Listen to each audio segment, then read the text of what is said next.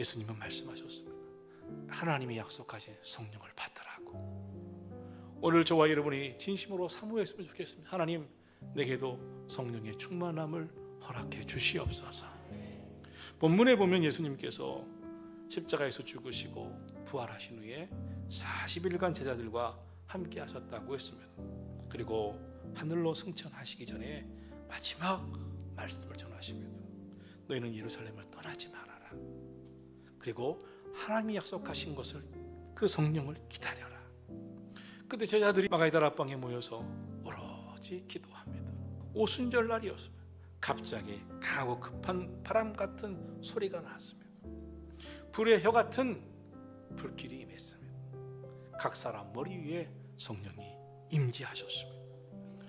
그러자 거기 모인 모두가 성령의 충만함을 받고 다 성령의 말하게 하심을 따라 각각 다른 방언으로 말하기를 시작했습니다.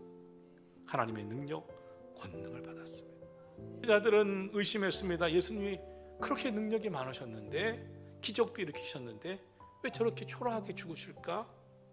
저렇게 무기력하게 처형당하실까? 십자가에서 초라하게 죽으시는 예수님 보면서 죽은 지 사흘 만에 부활하신다고 약속하신 말씀도 불신했습니다. 못 믿고 있었습니다. 그러던 그들에게 완전한 변화가 일어났습니다. 오순절날 성령께서 임하신 것입니다. 더 이상 연약함은 사라졌습니다. 하나님은 살아계시구나. 성령님은 지금도 우리와 함께하고 계시는구나.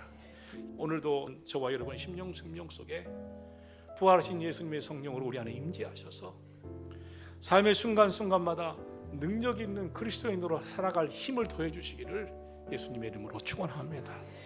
오늘 주신 말씀에서 예수님 하늘로 승천하시면서 당부하십니다.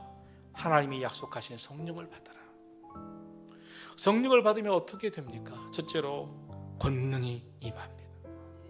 사도행전 1장 8절을 말씀합니다. 오직 성령이 너에게 임하시면 너희가 권능을 받고 땅끝까지 이르러 내 증인이 되리라.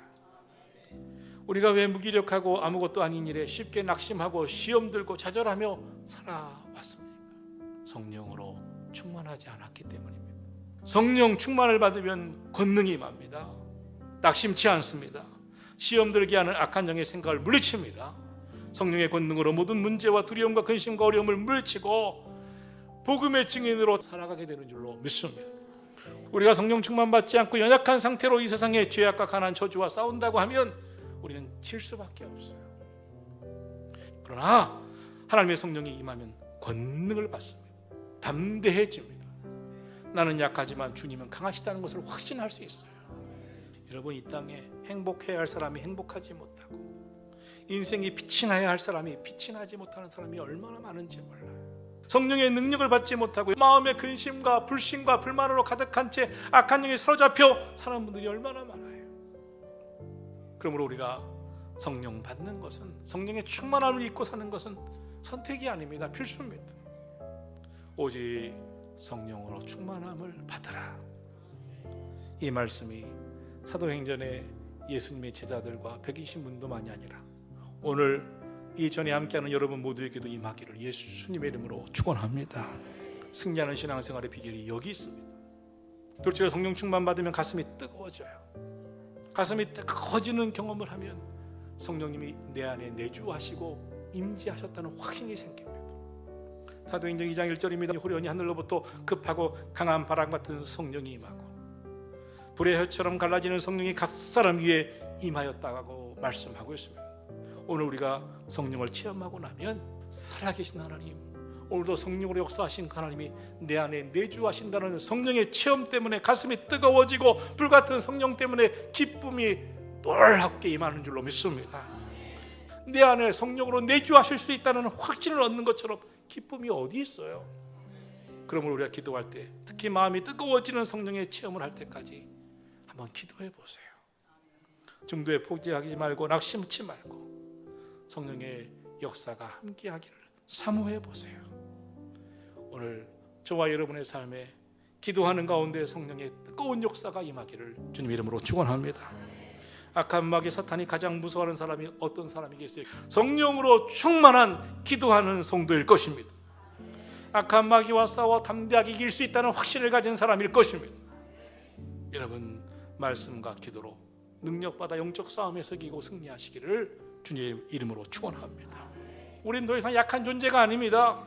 강하고 담대한 성령님께서 함께 하시는 하나님의 사람인 줄로 믿습니다. 마귀의 유혹에 빠지지 마시고 죄악과 싸워 이길 힘을 성령 하나님께서 주심을 믿으시기를 주님의 이름으로 축원합니다. 예수님이 말씀하셨어요. 예루살렘을 떠나지 말고 아버지 약속하신 것을 기다리라. 초대교회 성도들은 약속의 말씀을 믿고 기다렸습니다. 전적으로 기도했습니다. 그러자 약속하신 성령이 부어졌습니다. 다윗 왕도 시편 40편 1절에서 내가 여호와를 기다리고 기다렸더니 귀를 기울이사 나의 부르짖음을 들으셨도다라고 했습니다. 기다리는 것도 축복이며 은혜입니다. 오늘 수많은 사람들이 기다리지 못해서 화를 당하는 경우가 얼마나 많은지 모릅니다. 참지 못해 가정에 불화가 일어납니다. 인내하지 못해 쉽게 낙심하고 실패합니다. 인내하며 기도하셔야 됩니다. 인내하는 자는 축복과 은총을 받습니다. 셋째로 성령 충만 받으면 거룩한 꿈을 꿔요. 비전을 풉니다. 사도행전 2장 17절 이하에 보면 하나님께서 말씀하시기를 말세에 내가 내 영을 모든 육체에 부어주리니 너희 자녀들은 예언할 것이요 젊은이들은 환상을 보고 늙은이들은 꿈을 꾸리라. 내가 내 영을 내 남종과 여종에게 부어주리라. 성령이 임하면 거룩한 꿈을 꿔요. 소망의 사람이 됩니다. 환상 비전을 봅니다. 하나님이 우리 삶에 오늘도 미래도 하나님 나라 가는 그날까지 함께 하셔서 주실 은혜를 바라보면서 확신 가지고 살아가는 것입니다.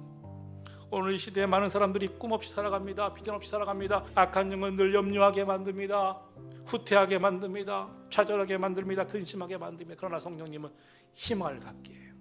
비전을 보여주세요. 신명기 34장 9절에 보면 여호수아가 모세의 뒤를 이어서 그 백성들을 이끌 지도자로 택함 받았을 때 두려워하고 염려하고 나약한 마음으로 할 수 없다고 근심할 때에 모세가 여호수아에게 안수합니다. 그때 지혜의 영이 충만하게 임합니다.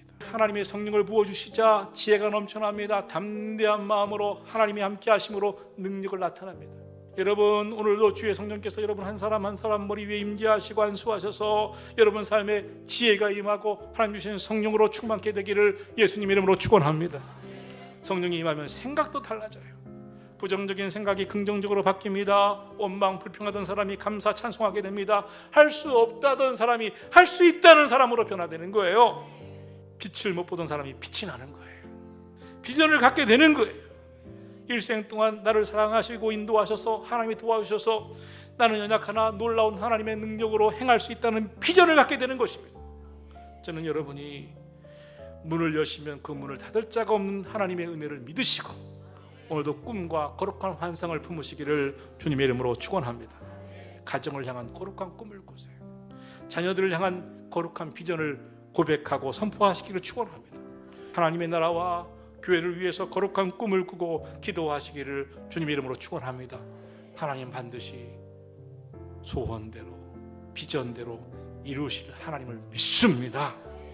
초대교회는 기사와 표적의 공동체였습니다. 교회만 들어오면 문제가 해결되었습니다. 가난의 문제도 해결되었고 질병의 문제도 해결되었고 염려와 근심도 떠나갔고 미래도 주님의 몸된 교회 안에서 기도하기만 하면 하나님이 그 삶을 열어주시는 은혜가 임한 줄로 믿습니다. 여러분 우리 교회 안에 초대교회 같은 부흥의 역사가 기적과 표적과 기사가 나타나는 역사가 임하기를 주님의 이름으로 축원합니다.